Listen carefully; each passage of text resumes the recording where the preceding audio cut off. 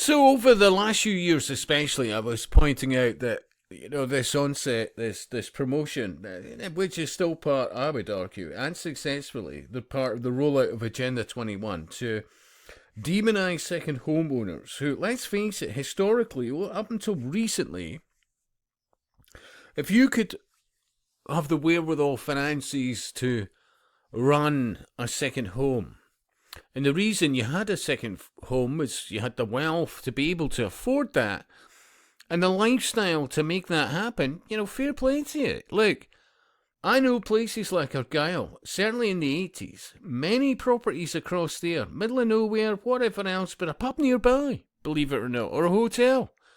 Yeah? Stunning scenery, and many people would buy properties there as a second home.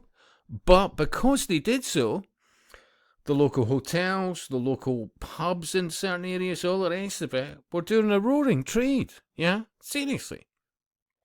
Because people, their stress and their day-to-day of whatever they were doing, captains of industry or whatever the hell they were, their main employment, they would appreciate things like family and time away. And so they were up at their second homes quite a lot. And if not, they weren't there, maybe their friends were. Yeah? But it provided many hotels and pubs and eateries, with customers. Absolutely. Yeah? And this mindset, this socialist, well, essentially communist mindset of, let's demonize anybody who has to say, look, that's not me. I don't even own a home.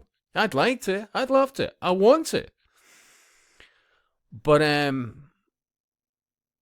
I also get, seriously, when you look at it, when you look at so many places, why they've been so successful, it's because nobody batted an eyelid that somebody had a second home. Most people didn't even know, yeah? And while some people think a 200% council tax rise on their second home is, well, remember, it's there to be punitive, to discourage second home ownership, yeah? But what you're essentially doing is discouraging the very people that will fucking spend money locally, big style, to be somewhere else. Yeah? Most people won't get this. But one apparent place called, according to this, Wyndham, okay, I'll go with that. They've gone against the grain and actively encourage people to become second homeowners and Airbnbs and all the rest of it. And guess what?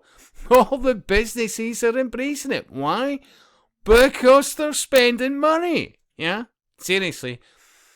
This demonization of people that can afford a second home is counterproductive. Historically, it was proven beyond a shadow of a doubt to keep many towns, cities and villages, well, towns and villages more so, prosperous. None of this should be rocket science. Anyway, I'll leave you a link to your thoughts, and I'll speak to you soon.